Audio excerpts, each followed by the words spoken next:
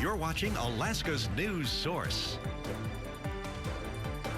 State troopers say there's been no sign of two men missing since Thursday morning when the ATV they were riding went through the ice of the Susitna River.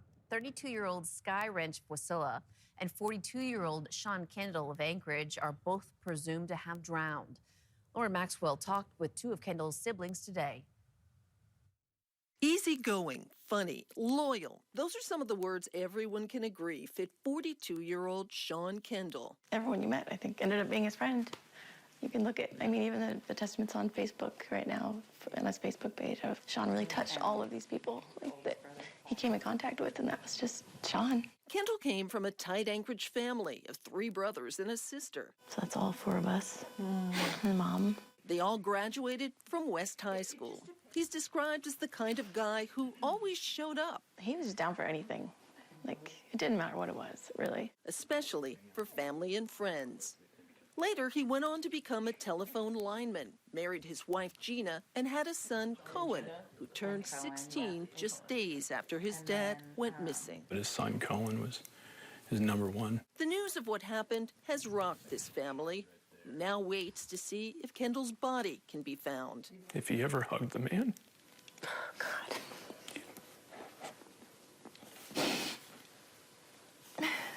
You have the best hugs. you'd want that body back. But we know that's not what's out there. They're taking strength in each other and remembering the man they love. Lauren Maxwell, Alaska's news source. Ice conditions and milder temperatures serve as a reminder to be cautious while you're out and about. Yep, meteorologist Jackie Purcell joins us now with more on that and your forecast as she tracks a little change on the way, Jackie? Yeah, as far as the river ice, by safety standards, rivers are considered treacherous to cross. River currents can change quickly and change ice thickness. That can happen overnight or even between parts of the river. So that is what they're looking at and what they were dealing with. Let's talk about those temperatures. They were mild last week, but they are cooler this week. But there is still danger on many bodies of water, so that is still something to consider, whether it's a lake, river, or stream. As to the conditions, you can see there's some showers moving through parts of the coastal Prince William Sound. Here in the Anchorage area, any cloud cover kind of nicely dispersed throughout the day, bringing us some blue sky and temperatures that topped out at 41 degrees for 42, excuse me, for the Anchorage area. Normally it's about 31, so we can see that we're well above normal and closer to the record of 46 from 1984. These temperatures are still on the mild side with the sunshine still holding as we go into this evening. Coastal sections of the region are highest chance to see some precipitation, but we're looking good into Tuesday with largely dry conditions. Wednesday, chance of snow flurries into the Anchorage area as well as parts of Prince William Sound. And again on Thursday, we could see that too. But it's very light amounts of precipitation of any sort that we would be seeing. So it looks like it's going to be a lot drier this month than it was October. Really, that October was the last time we had any significant snow. 39 for the high temperature Tuesday in Anchorage, 19 with sunshine in Fairbanks, 36 in Juneau. Again, more sunshine into Bethel. I'll have more on the forecast a little bit later. Thanks, Jackie. Now's the time to download the Alaska's Weather Source weather app.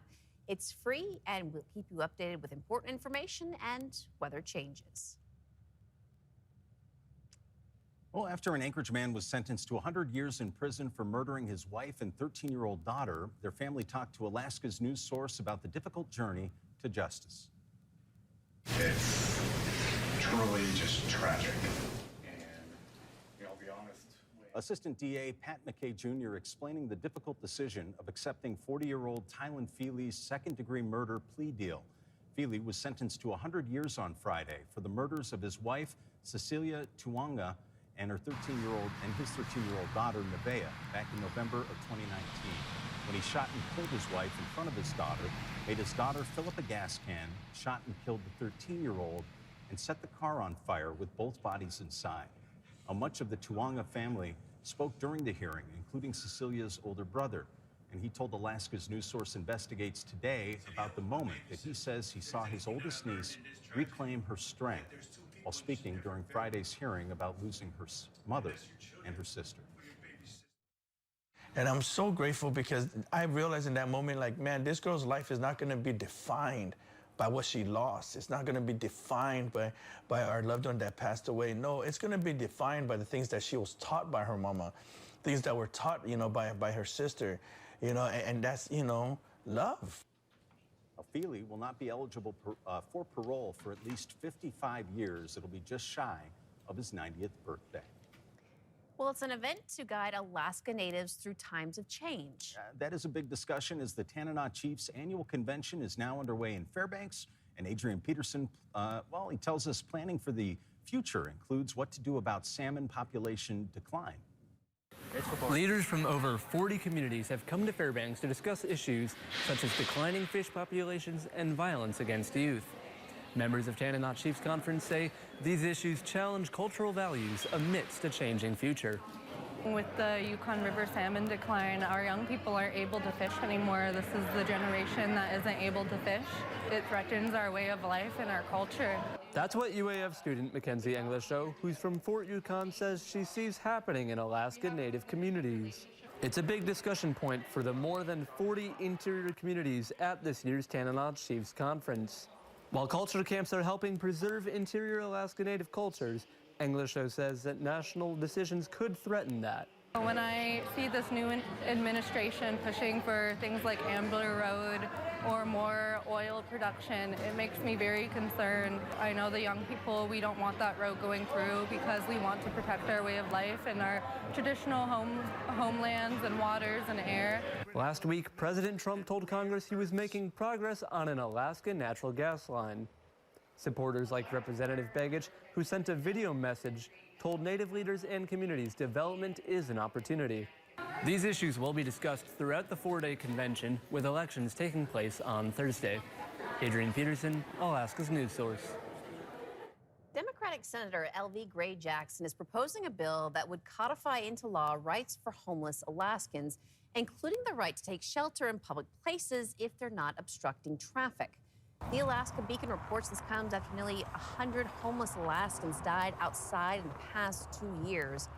Now, Gray Jackson says the bill is aimed at ensuring those experiencing homelessness aren't denied access to essential services like medical care and are offered equal opportunities for employment. Now, she said she doesn't believe this bill will stop city officials from abating camps. And still ahead, keeping an eye on the Iditarod. The latest developments says teams dash through the snow. And the UAA Women's Seawolves basketball team seeking redemption. See how they plan to reach that next level in today's Athlete of the Week. You're watching Alaska's news source. We are into week 2 of racing in this year's Iditarod, but while catching up with teams along the trail, our trail crew is also learning more about the mission of a future Iditarod musher. She's taking on the historic trail for an historic reason. Jordan Rodenberger is in Unalakleet with the story tonight. Nenana's Emily Robinson already accomplished something no musher has before when she won her 4th straight junior Iditarod in February. Now, just a few weeks later, she's doing another unprecedented feat on the Iditarod Trail. 4-time junior Iditarod champion Emily Robinson couldn't wait another year to hit the Iditarod Trail with her favorite sled dog companions and her father Walter and her brother Stanley. How you doing, Emily?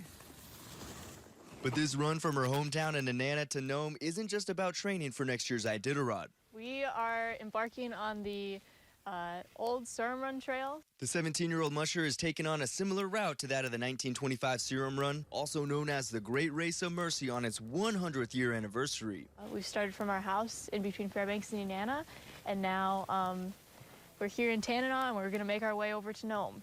And she's both learning and teaching others along the way about the life-saving effort a full century ago, speaking to elementary schools and elders in various communities. And then having dogs myself, I actually named a dog Balto because of the movie. And for high school, I'm actually learning about Alaskan history and stuff.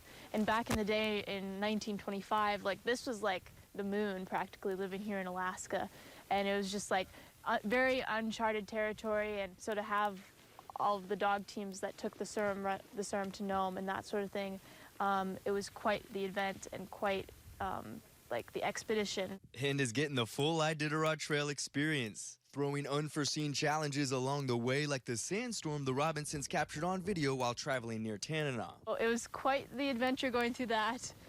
For a little bit, I was like, oh shoot, what did I do? So yeah, that was like very eye-opening experience. But still enjoying every mile of trail. I mean, I don't know how many teenagers have done this trail historically, but we might be one of the first.